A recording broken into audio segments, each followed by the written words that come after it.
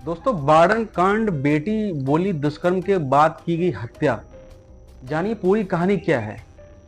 काकादेव थाना प्रभारी मानवेंद्र सिंह का कहना है कि पहले परिजनों ने घर पर ही इलाज कराया था, तब भी उसकी ऐसी हालत हुई थी। सोमवार को भी उसकी तबीयत बिगड़ी और उलझन में महिला अपने कपड़े उतारकर कूलर के सामने लेट गई।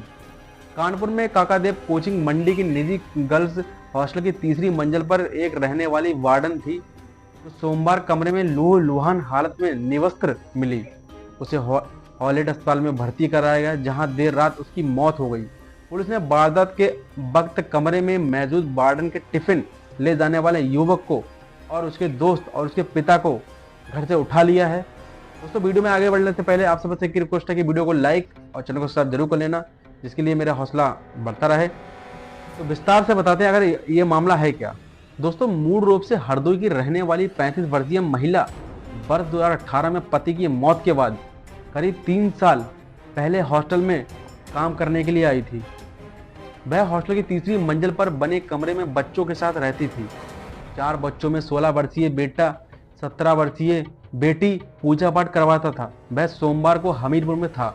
दूसरा 12 वर्षीय बेटा शहर के रहने वाले उसकी मौसी के घर पर रहकर पढ़ाई कर रहा था।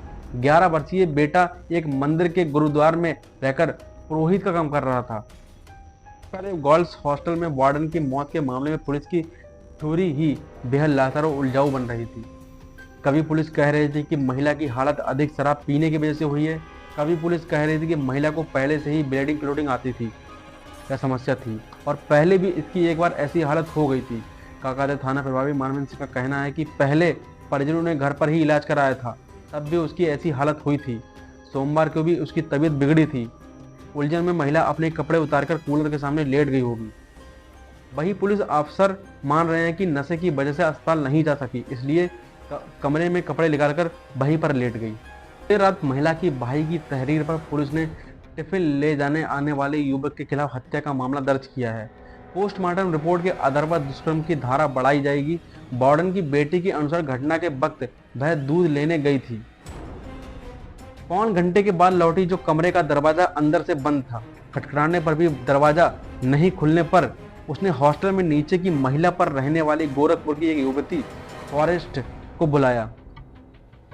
आरोपी की शर्ट की बाह और पैंट पर खून के निशान। उसके बाद दोनों दरवाजा खटखटाने लगी। इस बीच अंदर से मसवान निवासी युवक ने गेट खोला और भाग निकला। बेटी के अनुसार मां निवस्त्र हालत में अचेत पड़ी थी। बिस्तर पर खून फैला था। पास की दीवारों पर खून के छींटे भी थे। आरोपी की शर्ट, बाह और पैंट पर खून के निशान लगे थे। मां के कपड़े कमरे में किनारे पड़े थे।